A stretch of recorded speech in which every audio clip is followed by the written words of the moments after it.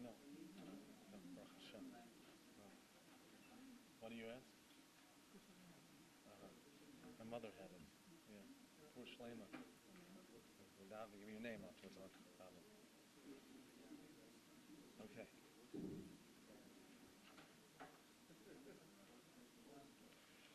Okay, good afternoon, everybody. The topic of the Shiur today, as you can see, is Moshe Rabbenu and Bil'am, contrast and comparison through the lenses of our sages. Now, I would just begin by saying that the topic, even though I came up with it, really bothers me. Because in the eyes of our sages, Bil'am is considered a lowlife. What can I tell you? Okay, in other words, maybe when you look at the psukim, but I would refer to Bil'am. We're told by even in today's day and age, I think people have a very hard time with Bil'am's behavior. Because according to Chazal, Bil'am committed the act of bestiality with his own animal. On the other hand, as we'll see, Chazal definitely compare Bil'am to Moshe Rabbenu. Moshe Rabbenu, who really no Navi can be compared to Moshe Rabbenu, Chazal compare Bil'am to Moshe Rabbenu. So the point of the Shiur is to understand what that means and what the lesson for us today is. Before I begin, the parsha itself is a very difficult parsha. There are many difficult parts to the parsha. I'll just mention two. First, one of the most difficult points of the parsha, which maybe we don't think it's so difficult because we grew up with this. It's like, part of our upbringing is, Bil'am is walking along, and all of a sudden, his animal starts talking to him, all right? And like Bil'am, what does Bil'am do? Bil'am responds like it's very normal, But not only does Bil'am respond like it's very normal, like when Bil'am finally sees Balak, the Torah doesn't tell us that Bil'am says to Balak, hey, the craziest thing happened on the way here. So people say, yeah, Bil'am was insane, which could be. Bil'am thought he was so great. I think we just accept it because that's what we were raised with.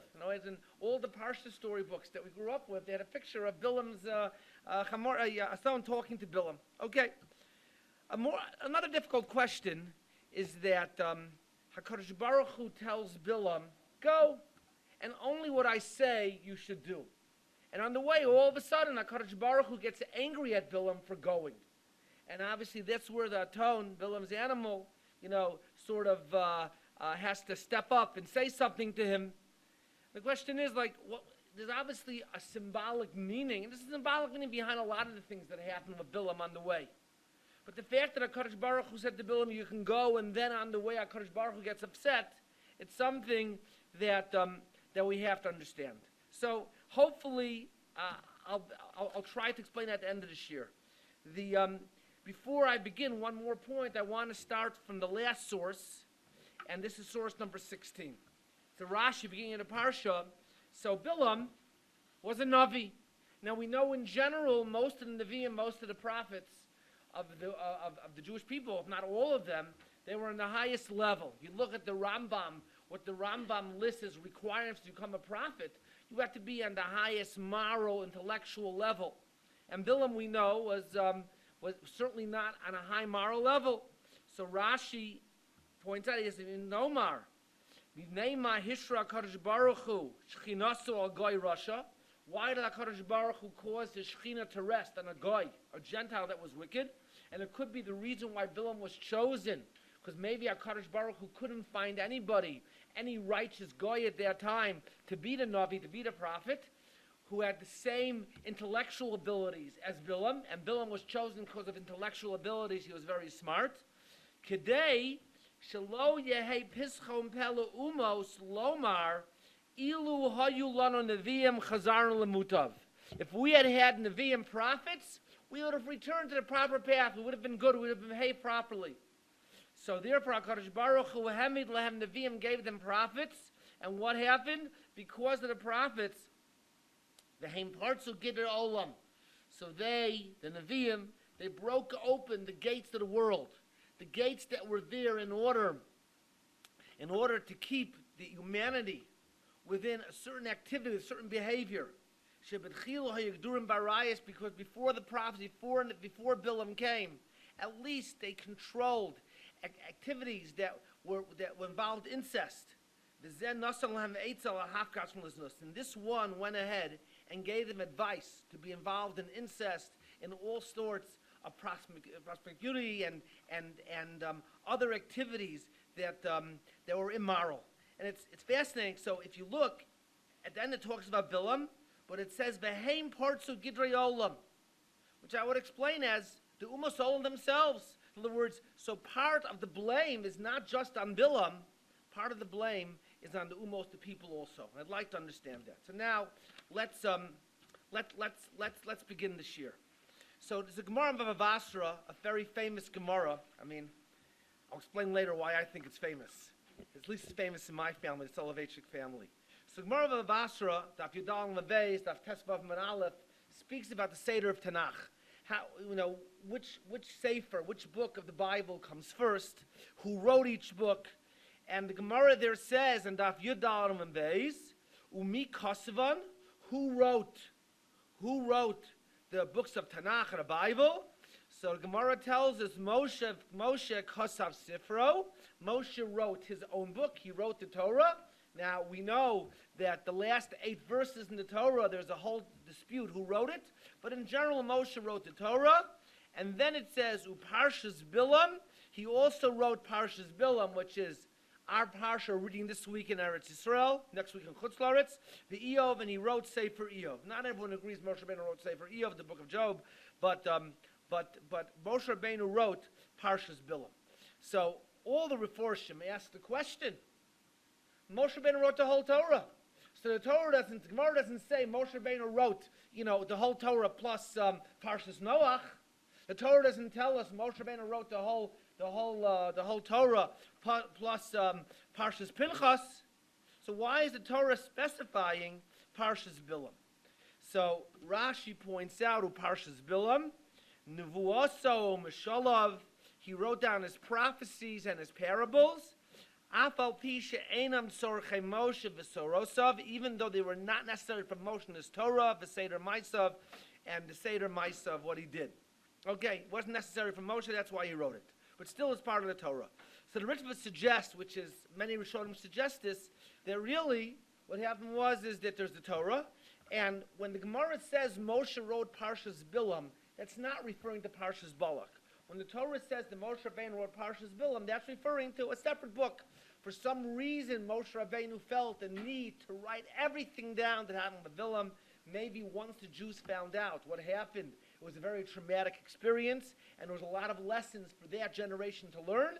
So therefore, Moshe Rabbenu wrote down Parshas Bil'am. That's the Ritva's suggestion.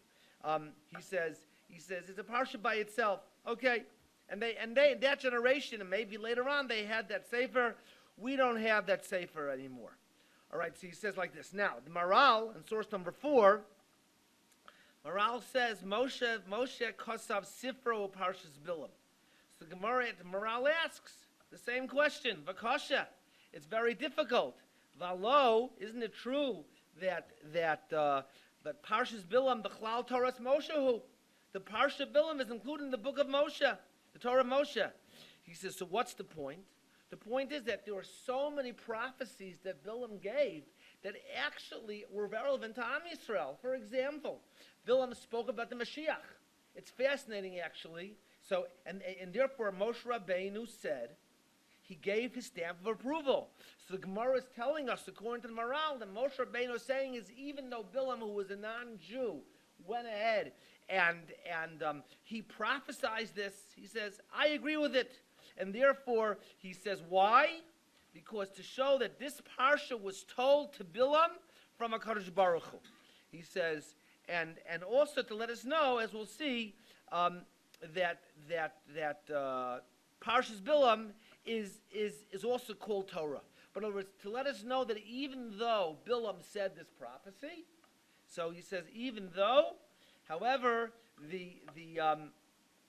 even though Bil'am said this prophecy, and it came from HaKadosh Baruch Hu, Moshe Rabbenu gave a stamp of approval. I'll just mention that, it's fascinating that when we talk about the Mashiach, so Bil'am is one of the main prophets in the Torah. It's in the Torah about the Mashiach. there are other hints to the Mashiach, other places in the Torah. So the question is why.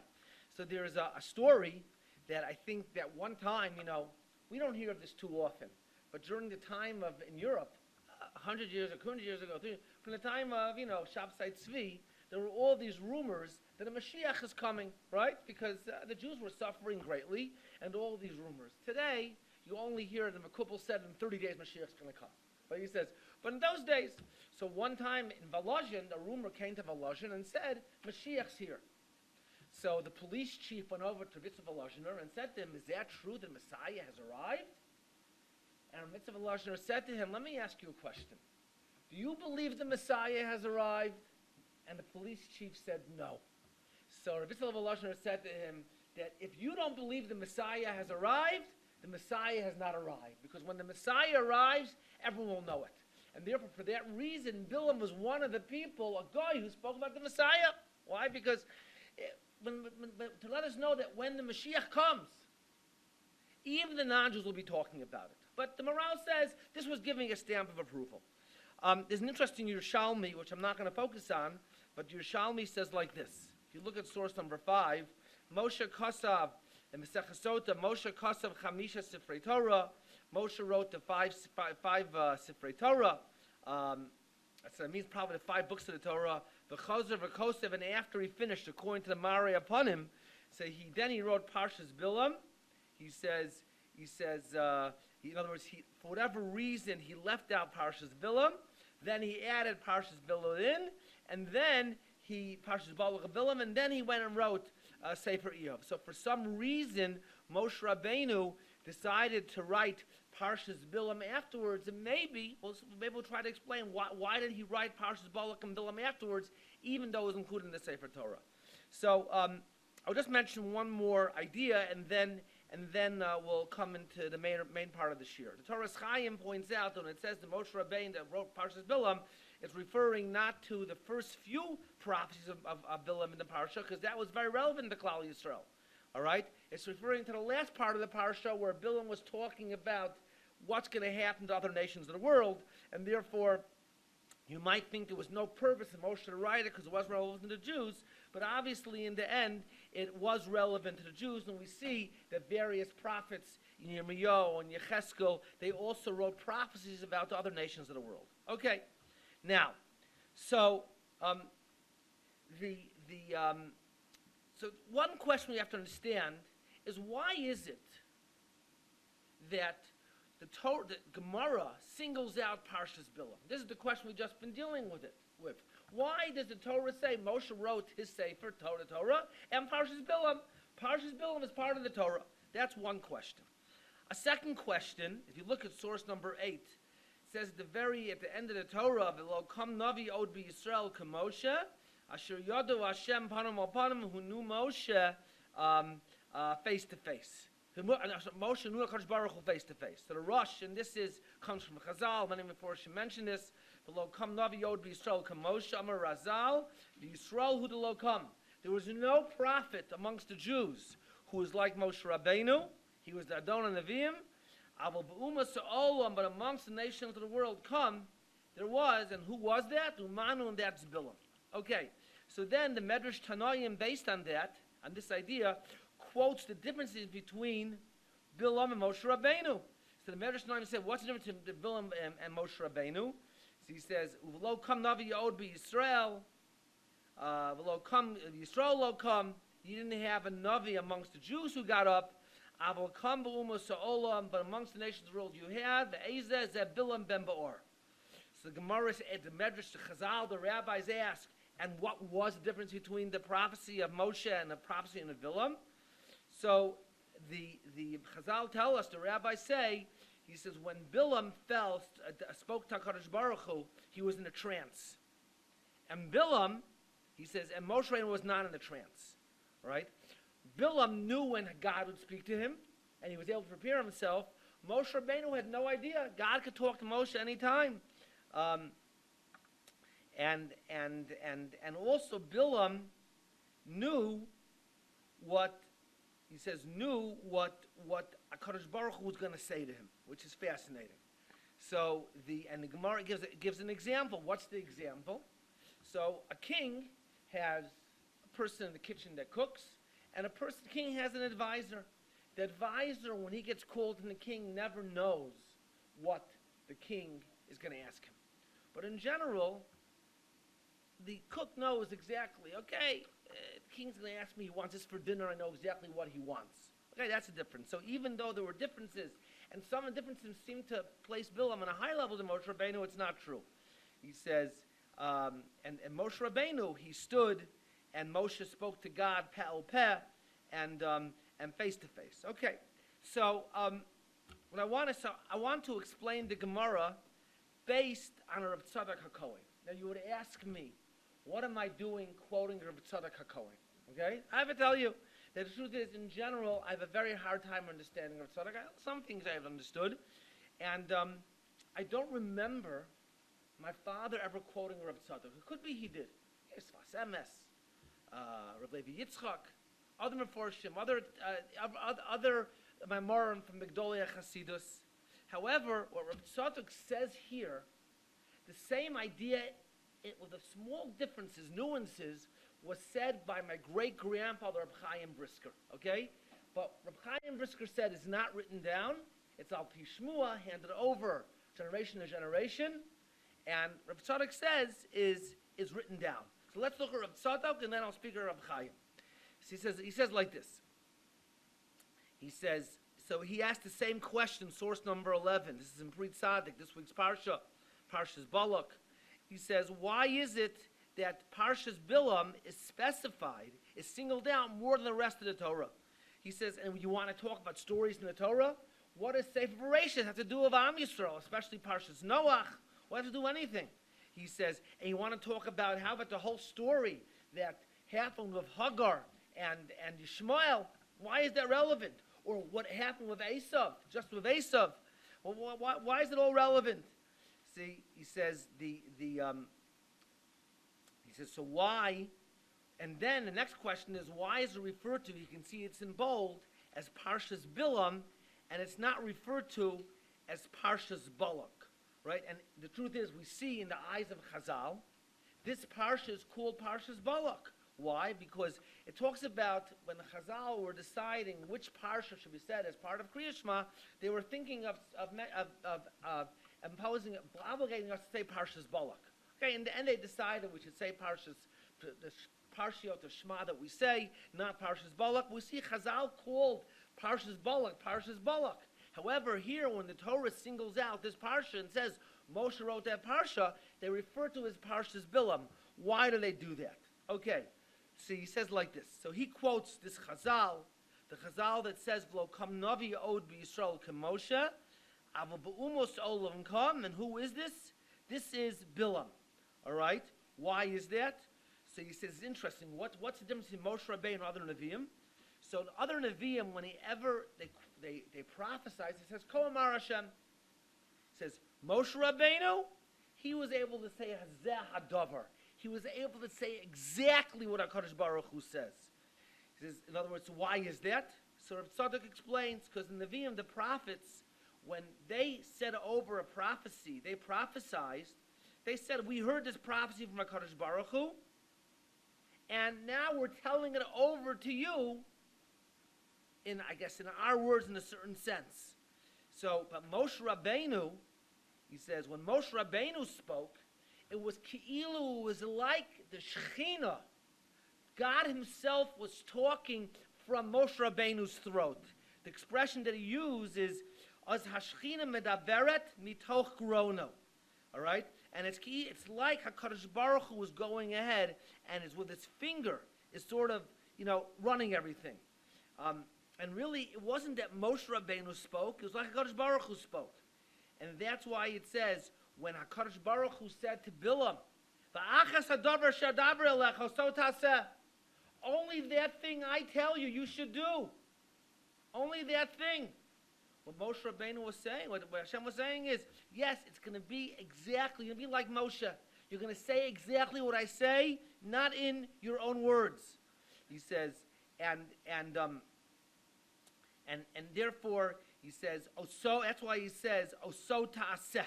Not Oso t'daber, Oso ta'aseh. that you have to basically move your lips in a certain way, because it'll be like, in a certain sense, my voice is coming out of you.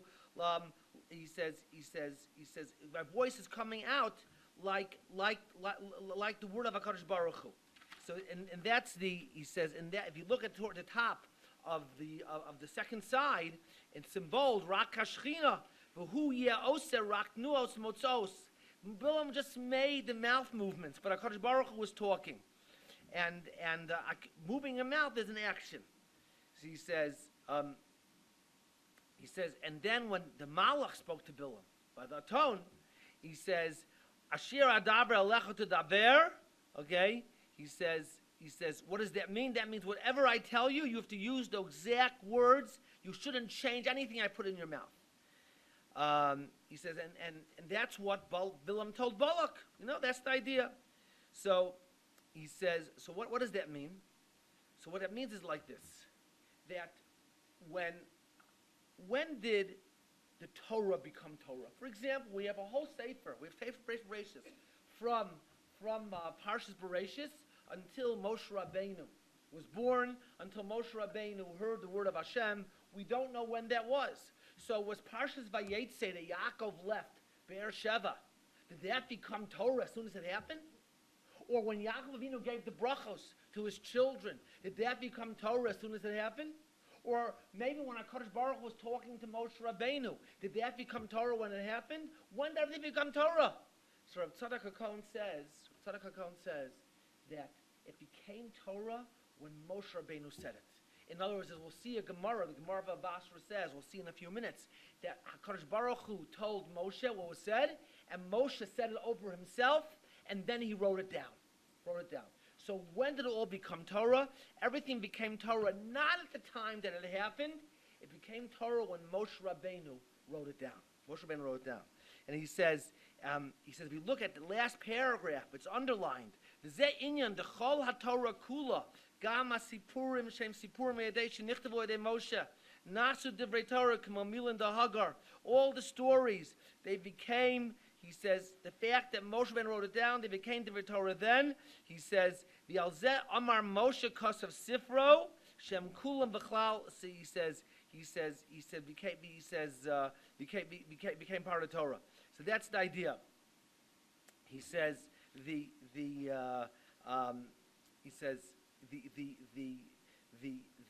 so, and that's why it says Parshas Bil'am. Why Parshas Bil'am? Because Parshas Balak refers to everything. Parshas Bil'am refers to the things that Bil'am himself said. So you might think that since HaKadosh Baruch Hu, on a certain level, was talking out of Bil'am's throat, which is hard to understand, I'll explain in a second how my great-grandfather explained it. He says that Moshe didn't write it because it became Torah through Bil'am. The answer is no. Moshe Rabbenu wrote everything in the Torah, but it became Torah through Bil'am. Now, Reb Chayim Brisker said the same thing. He asked the same question. He said, why does the Torah single out and designate Parshas Bil'am? Just so in the Parshas of the Torah. See, he says the same idea is that really that when Moshe Rabbenu spoke, it became Torah. When Bil'am said the prophecies, it became Torah. Also, now you might think that Moshe Rabbenu and Bil'am are the same. So, Reb Chaim Brisker said like this, using the lingo of his day, and then we'll transfer to our lingo. I don't even know the lingo today. But he said that when Moshe Rabbenu spoke, yes, HaKadosh Baruch Hu is Medav Mitoch Rono Shel HaKadosh Baruch Hu. But there were also actions that Moshe Rabbenu did. Also, when Bil'am spoke, he used the word, it was like a phonograph. It's like Bil'am turned on the phonograph, and HaKadosh Baruch Hu basically went ahead, and you heard HaKadosh Baruch Hu's voice. When I heard this from my father didn't use the word phonograph because, in the 70s, 80s, who used a record player? But I think in those days, it was a tape recorder, okay? Then the Dvar Torah changed, I think, to MP3s, okay? I'm not sure. Would they say the same thing to MP3? They'd say something else. I'm not sure what they say. A voice WhatsApp, maybe, I guess. I have no idea. But he says, what made the prophecy of Bil'am and Moshe Rabbenu unique was that Moshe Rabbenu and Bil'am became Torah. It became Torah as they said it, as they went ahead and as they said it over. As they went and they said it over. Now, the question is why? We have to ask ourselves, Why is it that Bil'am merited such a thing? Did Bil'am have to go ahead and did Bil'am have to have this ability? Give them a prophet, like we had prophets. But that what Bil'am said should become Torah? Why did HaKadosh Baruch Hu, why did God give Bil'am that ability? So in order to understand this, we have to see another idea from Reb Chayim. I actually copied, this is Reb Chayim al Hashas. Now Reb Chayim al Hashas, you have to understand, I would just say, is very difficult to understand. Not because necessarily the ideas are difficult, just it wasn't written by his family. I don't know who it, maybe it was someone's notes. And that's why there are a lot of mistakes in the Reb Chayim. It's called the Grach al Hashas, the stencil. However, here he asked the question like this. There's a Gemara, Maseches Bava Basra, and also Maseches Menachos, that Moshe Rabbenu wrote the whole Torah. The question is, what happened to the last 8 verses, the last 8 psukim? Because in the last 8 psukim, Moshe Rabbenu went ahead, and Moshe Rabbenu had died already. Vayom Hashem Moshe. So how can you say that Moshe Rabbenu wrote the last 8 psukim, the last 8 verses? So Maseches Bava Basra, Maseches Menachos, there's a machlokas between Rabbi Yehuda and Rabbi Shimon. Rabbi Yehuda says, not a problem.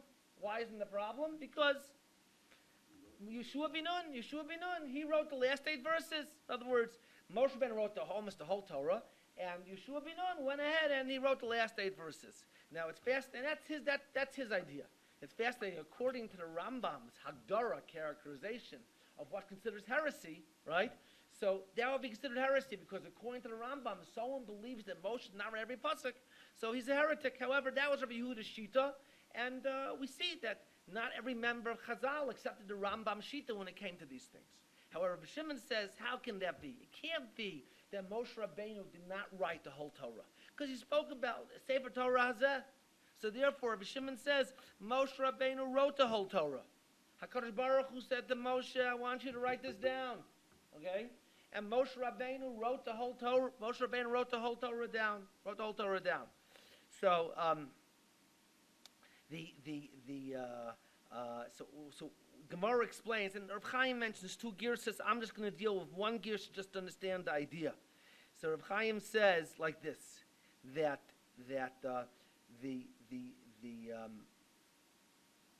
what happened was that HaKadosh Baruch Hu told Moshe the Torah, right?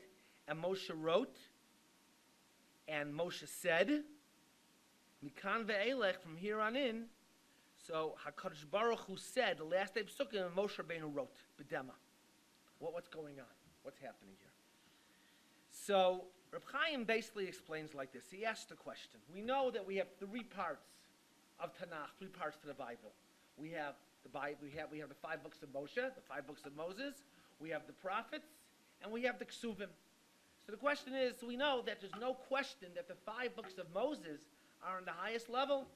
However, are Ksuvim on a higher level than Nevi'im, than prophets?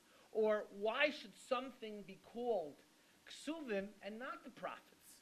And if you want to tell me that Nevi'im were on a higher level, Reb Chaim doesn't accept it. Why? Because Chazal referred to David HaMelech as a Navi, okay? And we know David HaMelech wrote Sefer Tehillim, which is in the Ksuvim. We know also that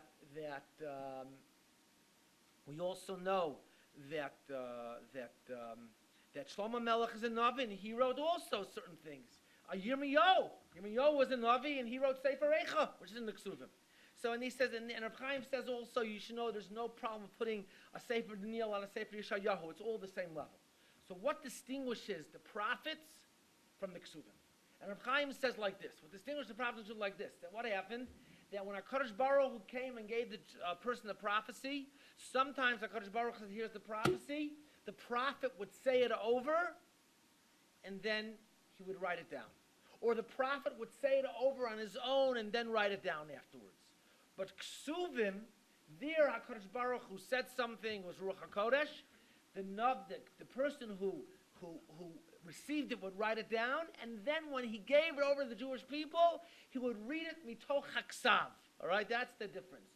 Nevuah, they would say not mitoch haksav. They would go ahead and say it on their own and then write it down. They write it down before, but they would say it on their own. And the prophets, they would go ahead and then the Ksuvim, they would write down first and only read Mitoch HaKsav. And Rav Chayim says, and that's exactly what happened with the last 8 psukim. The rest of the Torah, Moshe Rabbenu said it over. He wrote it down, he said it over. But the last 8 psukim, what happened was Moshe Rabbenu went ahead, and Moshe Rabbenu, when he said it over, Moshe Rabbenu Moshe Rabbenu went ahead and he wrote it down, and he cried. B'dema, he cried, because he saw the end of his life. He cried, but he didn't say it, and if he said it over or not, maybe he didn't say it over, but he certainly said it over mitoch haksav itself. And that's why the Rambam says the last 8 psukim don't even require a minyan, okay? Because it's different than the rest of the Torah, So so what happened with Bil'am? The same thing with Bil'am. So is when, just like when Moshe Rabbenu said it over, that prophecy became part of the Torah. So Bil'am also, it wasn't written down first; it was said over first. And once it was said over, it became part of the Torah. And the Gemara gives the example that when Yirmiyahu Hanavi had the inspiration for Sefer Eicha. So it was written down, and then from the Ksav, which is in the Ksuvim, it was said over. So in other words, that's what made Parshas Bil'am unique. That when Bil'am said it over, it became Torah, because it's like a Kadosh Baruch Hu was speaking from, in a certain sense, similar to Moshe Rabbenu, like a phonograph, a tape recorder, from his throat. Okay. Question is why? So, if we go back to the first Rashi that I mentioned, the Ummos Ha'olam, they wanted a prophet. Why did they want a prophet? They wanted a prophet because they said if we would have a prophet, then we would act properly. That prophet would bring us back to the way we're supposed to act and behave. And who would that prophet be? So they had to give a prophet that was like Moshe Rabbenu. What did they want? They didn't want just a prophet. They didn't want someone like Yecheskel, like Yirmiyahu. They wanted a prophet that would say the Torah. What does the Torah mean? He would say the Torah means how you're supposed to act, to tell you what the proper way for a Gentile to act is. That's the idea of the Torah. So therefore, in order to give the Ummah Olam what they wanted, the Jewish people, he says, the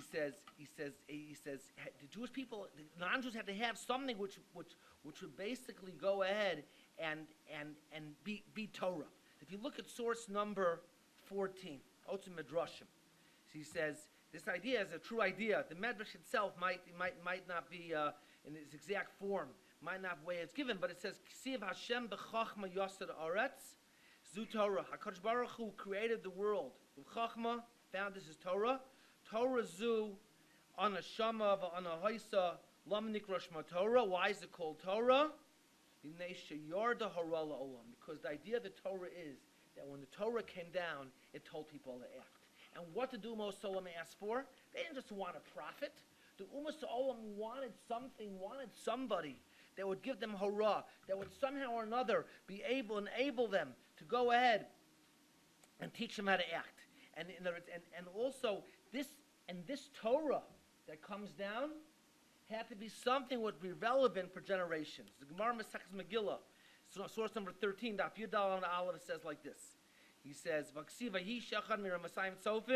he says, one of 200 Sofim that prophesied for the Jews, so there were many more. It sounds like there was over 1 million prophets.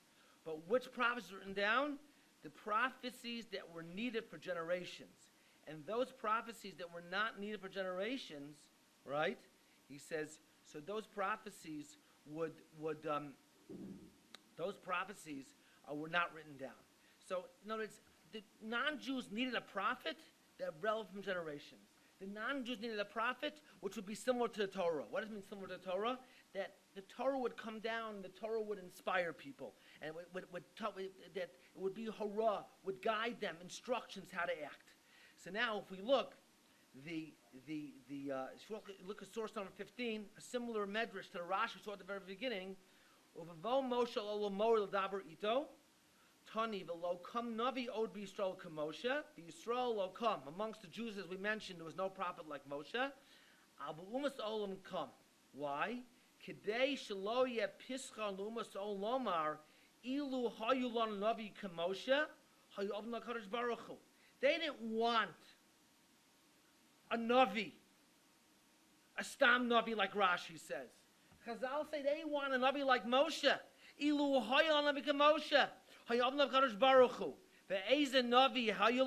Navi did they have? That was Bil'am ben Ba'or. In other words, so you see, it wasn't a Navi, a prophet, any prophet, like Yirmiyahu, Yecheskel, Yeshayahu. They want a Navi like Moshe Rabbenu. So Kadosh Baruch Hu says, you want a Navi like Moshe Rabbenu? I'll give you a Navi like Moshe Rabbenu. What does it mean, Navi like Moshe Rabbenu? That this Navi, what he says, will be Torah. This Navi that he says will be Hara. And for that reason, Bil'am was given this special schus, this special privilege, that, as Rabbi explains and Rabbi Chayim explains, it was like when he spoke, it became the Torah. To understand, they had like Moshe Rabbenu. They had like Moshe Rabbenu. And what happened? So Rashi says, Hashem gave him a Navi, and Ve'heim parts of Geder Olam. They broke the gates of the world. What does it mean they broke the gates of the world? That somehow or another, Umas Olam, because of Bil'am, went ahead and broke the gates of the world. So now we understand why Parshas Bil'am is singled out. We understand the comparison between Bil'am and Moshe Rabbenu. But now just understand the last part. So I think what you see here is like this. So first of all, before we explain Rashi, I would just say that HaKadosh Baruch Hu gives the Jews leaders and gives the nations leaders. And the leaders are given according to the schus, the merit of the people, gives the merit of the people. And you know, we all have a tendency to go ahead and look back and say, well, you know, when I was younger, but every generation has the leaders that generation needs. Every generation has the leaders that generation needs. And the generation affects the leaders, as we know, when the Dor HaMidbar, Chazal tell us very hard to understand that after the Chayim Meraglim, HaKadosh Baruch Hu didn't communicate on the same level of Moshe Rabbenu until the whole Dor passed away. Why? Because the generation affects the leaders also. So if Bil'am HaRasha was such a Rasha, the reason why they had a leader like that is because they might have said, give us someone like Moshe Rabbenu. But this was the leader that they deserved. And this was the leader that they deserved. And that's why it says, I believe, Ahem Partsu Geder Ha'olam. It wasn't just Bil'am that broke open the gates. It was the almost all of that time themselves, because this is what they wanted. This is what they were looking for. And because of that, on the same level, they affected the leaders. And therefore, the fact that Bil'am was able to give his advice, Bil'am wasn't a tzaddik, he was a Rasha. But he was affected by the generations. Therefore, Rashi uses the Lashon, Ve'heim Partsu Geder Olam. Not just Bil'am, but the nations of the world also broke open the gates of the world. And this is the reason why. This is why HaKadosh Baruch Hu indicts the Umos Olam. HaKadosh Baruch Hu gave them a Torah. He gave them Moshe Rabbenu, and something like Moshe. And it had to be like the Torah, even to the extent that it was like HaKadosh Baruch Hu spoke from the voice of Moshe Rabbenu, from Bil'am's throat. However, the Umos Olam messed up, and so did Bil'am. Now, why is this relevant for us? I think it's relevant for us to realize and to look and understand that we also, on a certain level, and for myself, affect the leaders and what the leaders say. What does that mean? So if you look at the leaders, there's no question that, you know, they're definitely affected. Sometimes because they have to be real and understand where people are at, right? Now let's say for example, okay? I'll start off small. So somebody told me that today that, let's say, in a shidduch, right? You're looking, boiler liquids, certain things, right? It says, don't ask the boys whether they go to minyan every single morning. Don't ask. You don't have to. It's okay if they sleep until 10 o'clock in the morning, 10:30 in the morning, okay? I have to tell you, again, I might sound like, I remember when, okay? I remember in the old day when I was a kid, if you didn't go to minyan, go to minyan, but it wasn't the right thing. Today you can't expect, all right? And by the way, you should know, Rosh Yeshivas are saying that. It says, and maybe because they're looking at reality, okay? Another example, where leaders are affected by the people. I get a lot of shilas before Yom Kippur about fasting Yom Kippur, okay? Now, I will not argue with a doctor. If a doctor says a person can't fast, I will not argue with a doctor. My father would argue with a doctor, by the way, sometimes, okay? But I would not argue with a doctor. But I get shilas, from people. They say, well, what does the doctor say? Oh, I didn't ask the doctor. So I said, well, there's no reason not to fast. If you think you shouldn't fast, ask a doctor. Well, let's see what the doctor says. Someone told me, I'm not zocher to be on Facebook, I have to tell you, but on Facebook you'll find all the complaints against the Torah, against the Chazal, all the complaints. So around Yom Kippur time, everyone's complaining about fasting Yom Kippur. Fasting Yom Kippur. Someone showed me a certain lady who was nursing because she fasted Yom Kippur, right? She wasn't able to come back to the way she nursed after Yom Kippur. So I said, listen, I don't know what happened here, okay? But I've been a Rav of a shul for 20 years, okay? I never had a lady tell me after Yom Kippur I'm not able to nurse again. Okay? So, yes, sometimes things happen. But you can't go ahead and denigrate Chazal because something happening. What does that mean? The whole spirit in the ear is, we can't cause people to go ahead and to fast Yom Kippur. We have to try to go ahead and we have to try to avoid it. And I know, so, but I'm not saying to be machmir. I'm not a machmir. I have, believe it or not, I have Masorah from my family, except for certain instances, to be mekel. Okay? And those chumras are personal family chumras. But when something is usser, something is usser. And you see the generation going, but. Okay? So I have to tell you a story of Yom Kippur. When I was, I think, 14 years old, a year after my bar mitzvah, I had a Shaila Yom Kippur. I wanted to do something. Okay? It did not involve eating or drinking. It involved one of the other hayim. It was rechitza, it was sicha. I went to see my father. And I asked my father a Shaila. I forgot what it was. Maybe I didn't forget. And he said to me, it's usser. And I said, but. I was not Maritz then, I'm Maritz now. But. And he says to me, it's usser. And I said, but. And my mother turns to me and says to me, Chayim, it's Yom Kippur. And I remember, Father, I remember in shul, everyone fasted Yom Kippur because it was Yom Kippur, right? In other words, but today, we look, we see, we find, we're leaders affected by their generations to go ahead and to find leniencies. And, we can go on, and we can go on and on and on. Unfortunately, it's a very painful topic. It's a very emotional topic. It's an explosive topic, okay?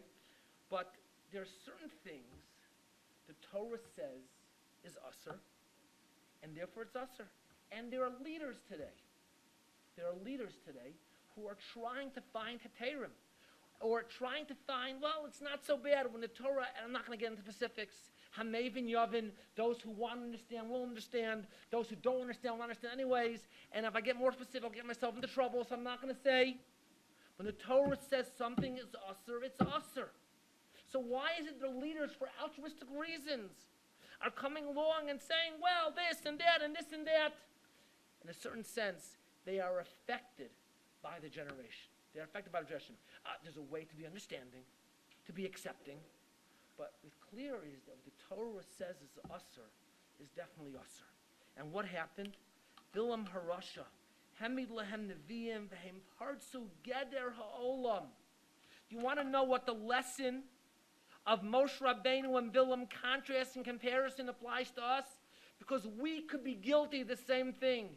We could be guilty as a generation doing things to pressure the poskim, the leaders, to go a certain way. And it applies to all areas of Torah. I can't tell you how many times I get a shaila. How long do I have to wait between milchik and pleishik and milchik? How many times? There's a small shaila. Okay, so, it seems the luckiest people in the world are people who are Dutch, because they can go ahead and they can have a meal, okay, and it's fine, it's all good, all right? And maybe longer is the chumrah, right?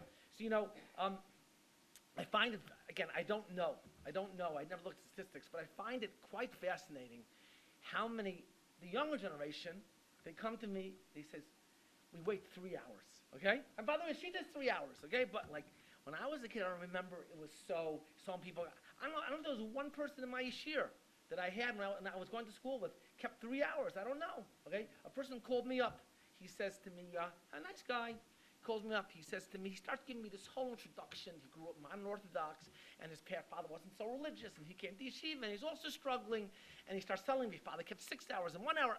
I said, okay, I didn't understand where he was going. So what do you want? He says, I want a heter to go ahead and to wait an hour like the Dutch. Yeah, so I said, why? He says to me, because I need to have my coffee with milk after Cholent on Shabbos. Now I have to tell you that the last thing I would have after Cholent on Shabbos is coffee, because if I want to take a nap, I want to take a nap, all right? And I said, well, I said to him, you could use, sometimes I have a cup of coffee in the afternoon, I'll take soy milk or another type of milk. No, I need regular milk. So I told him no, right? My father used to have an expression, there are certain shilos that are agunas. But what I'm trying to make is that the generation is headed where we're trying to be porates, gidro sha'olam in every year, and everything in mutter, right? And so what happened? That's what happened with Bil'am Harasha, with the Umos Ha'olam. And I think that we, as a people, and I refer to myself, have to understand our approach has to always be, what's the halacha? Not to look for chumras, and not even to say, well, it's not fair. The Torah says, and this applies to every sim halacha, from the most simplest halacha that we do every day to the most complicated and painful halacha. We have to be very, very careful. So Moshe Rabbenu and Bil'am, contrast and comparison. What's the comparison? Comparison is very simple. Both of them said have the ability to make Torah so that Umas Olam can go ahead and have a Torah for themselves to go on the path that's narrow. What's the contrast? The contrast is where they ended up. Moshe Rabbenu understood the Dvar Hashem. Everything was very clear. Bil'am tried to somehow or another maneuver around, and because it is Porat Gidol Shel Olam. We have to take the Torah of Moshe Rabbenu and make sure that we have the total unadulterated Torah of Moshe Rabbenu, a Torah that we're not Porat Gidol Shel Olam, and to understand, and we have to understand, not looking for chumras, looking to what the Torah says, it didn't says, and not to God forbid change things, but to understand what the Torah really means.